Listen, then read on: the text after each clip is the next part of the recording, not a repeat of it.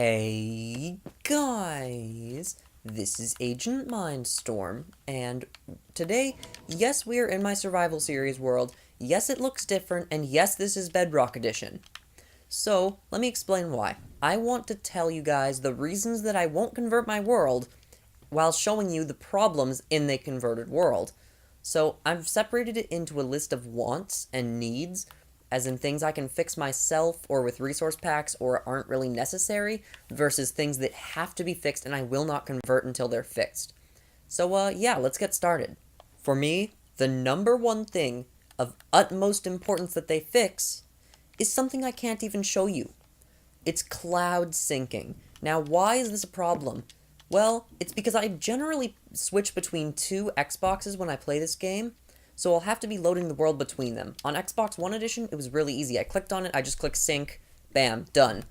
But now, on Bedrock Edition, sometimes the world doesn't appear, sometimes it's corrupted, sometimes it's outdated. There are lots and lots of problems with the cloud syncing on Bedrock Edition, so this world could get corrupted when I'm just trying to convert it over, which is not good at all. Cloud syncing is honestly the number one priority for me that should be fixed. Without cloud syncing fixed, I will not be converting. Another number one priority thing that I won't be converting till it's fixed is actually in the Nether. Now, you guys may remember a long time ago, we did a thing where we actually broke through the top layer of bedrock using pistons and TNT minecarts and all that weird bugginess. And what is going on here? Okay, so as you can see, right up here, this is the way out. And we built another portal up here. Now, on Bedrock Edition, above the Nether doesn't exist, so any blocks that were up there are just deleted. However, somehow it still saved the portal, which was about over here somewhere, like right about where I'm standing. Even though the height limit in the Nether is 128 blocks, it still saved a portal link location up here that cannot be destroyed. So anytime I come through a portal over 128 blocks in my main area, it will teleport me up above the Nether. And that's a huge problem, so let's show you. The most obvious place this happens is on the Nether Island. Now, it's actually gotten a lot better since we first started, because when we first started this game world conversion, like when it first actually worked in converting and it didn't crash instantly, there was a lot of issues with Nether portal linking. However, most of those have actually been fixed. So all my portals now link correctly, which is good, but except this one. So this one should be linking to that one we just came through, but instead it takes us above the Nether, right up here. Thank goodness we have this hole here, or we'd be trapped up there forever, but that's not a good bug, and since we have no way to fix it, not with commands, not probably with world editing like the chunks and deleting a chunk entirely, I don't want to do that. I could delete important stuff. So guys, basically, this is a number one priority issue that we will not be converting until the above the Nether conversion bug is fixed. This one may sound a little silly in that, really, you wouldn't convert for that, but it's pretty big. All of my skeleton horses' health has been set to 10. They still keep their other attributes, like this guy was speedy, he's still really fast. And then, let's see, one of them was really good at jumping. I don't remember which one. Let's just see. One of the skeleton horses is super good at jumping. I think he's over here. So they retain all their stats, and the game actually, that's good. They fixed that. Originally they didn't. Like, see, this guy's still good at jumping, but he's not very good at running. However, there's one stat that still doesn't convert correctly, and that's their health. You guys remember that Skelly, the reason we called him Skelly, is because he has like 3 rows of health bars? Well, it's been set to 10. In fact, every single horse has been set to 10. This horse, which used to be at 9, now has an empty heart, actually. That looks really weird. Then Agent Horse has also been set to 10 hearts, as you can see. Every single horse, donkey, mule, skeleton horse, or zombie horse is set to exactly 10 health, and that's a problem, because we have no way of fixing it with commands. If we were on Java Edition, we could, but that would require another conversion, which could screw even more stuff up, and since we wouldn't be able to use an official converter, we have no idea how well it would work anyways. So as you can see, this is a problem because we can't get Skelly's cool health back, and I won't be converting until it converts right. You guys probably won't be able to see the last one, but let me try to explain it. The last one is that there's huge lag issues with this game, because this render distance I have set right now, 18 chunks, is technically the same as Xbox One Edition's render distance. However, Xbox One Edition doesn't use the ridiculous amounts of fog, So that means that to get the same render distance as Xbox One Edition, you have to set it to 22 chunks, which then it's a little further than Xbox One, but it also causes huge lag issues. As you can see, even just flying above an empty ocean with no animated stuff because this was generated before the aquatic update, it is still kind of struggling. You probably can't tell, and the reason I say you can't tell is because I'm uploading the video in 30 FPS, and you can only really tell with 60 FPS, but especially around Farm Central, I've noticed it bugs out and lags like crazy. You can probably see it now. Like, look at this. This is unacceptable. There is no way I will be converting my world while this crazy amount of lags persists. And guys, do you think it's gonna go away if I just stick around here? Because it doesn't. It stays this laggy consistently. This is on an Xbox One X, guys. I am playing on an Xbox One X, and it's this laggy. This runs at 60 FPS smooth on a normal Xbox One on Xbox One Edition. This lag is unacceptable, and it's actually improved a little bit from sticking around here, but as you can see, not very much. So I will not be converting until they fix the lag problems.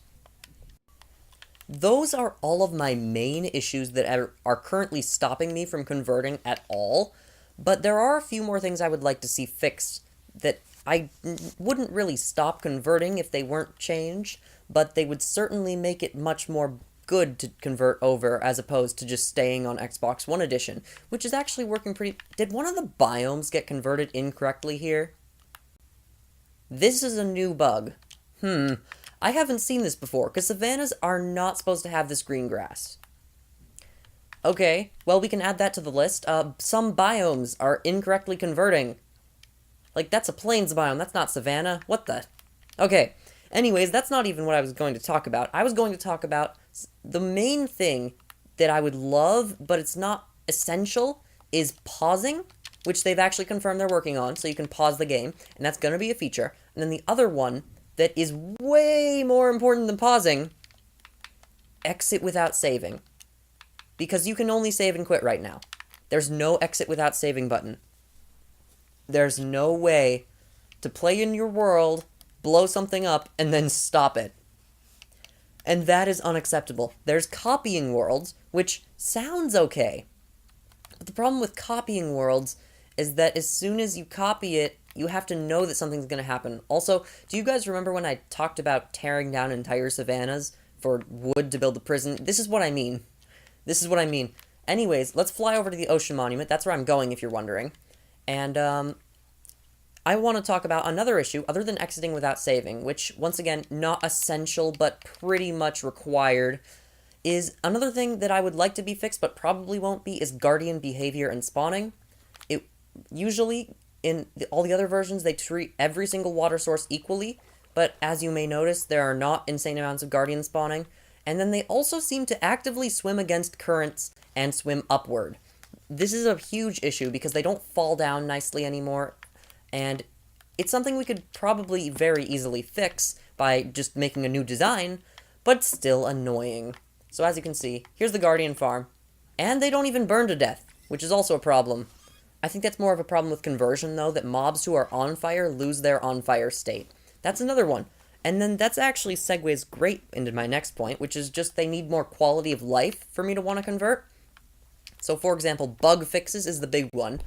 Lag fixes is kind of required at this point, but lag fixes I would count as quality of life. And then more options, like on Xbox One Edition, there's fly view rolling, then there's all the sound options like minecart sounds and stuff. It's gone. None. Not here. Sorry. So, quality of life, guardian spawning and behavior, because there's only 25 blocks in the entire monument they can spawn. There are some great videos on YouTube I had to watch to understand how it works, and it's kind of ridiculous how there's only 25 blocks in the entire ocean monument the guardians consider to be spawn-worthy. But, whatever. There are also just a ton of little annoyances after the conversion that I would like to see ironed out, which are mostly related to conversion bugs, and the thing about these conversion bugs is, unlike the skeleton horse thing, I can fix all of these ones myself. And also, another thing that you can see right here is the ice boat tunnel doesn't work right, but once again, I've come up with a new design that will work once we convert. So this isn't a problem, but the stuff that happens with conversion that's weird is any default shulker boxes, at least they're the default color on Xbox One Edition, get turned into purple shulker boxes on this version, which are the dark purple instead of just the normal purpley shulker color. Then there's also the fact that all of the pumpkins in the world get turned into uncarved pumpkins for some reason. I don't know why that happens, but that means that all of our pumpkin heads in the prison have no face, which I don't know if that makes them creepier or not, but I still don't like it because I really like the jack-o'-lanterns. And then, as you can see, they've just got no face because they converted to carved pumpkins, which I could fix with commands. But then another weird bug is that jack-o'-lanterns don't render on their heads at all, so that needs to be fixed. Basically, pumpkin heads have issues, there's weird conversion bugs, and this guy is actually technically still wearing a jack-o'-lantern because he doesn't burn, but it just doesn't render on his head, which is really just odd. So there's all those weird conversion bugs. Also, skeleton horses losing their saddles, which is of course a feature in Bedrock Edition, but it means that we just have a bunch of saddles that have gone missing. So I could give them with commands, obviously, but once again, commands are kind of annoying, so if they could just iron out those bugs, it would be way better. Then the last thing I want to talk about is resource packs. That's stuff that I would use to change the game how I want it, because there's some stuff they probably won't change. Like, for example, they made nether bricks way lighter in this version, so if we come over here, you can see the nether bricks are actually lighter than the red nether bricks, which is the opposite in the other edition. So I can fix that with a resource pack really easily. I can fix the weird water colors. Actually, I love the water colors, but I don't like the transparency so much, and I don't like the texture, but I can fix that with a resource pack. So I would like to see the ability for them to add native support on the Xbox for resource packs, and possibly custom skins, too.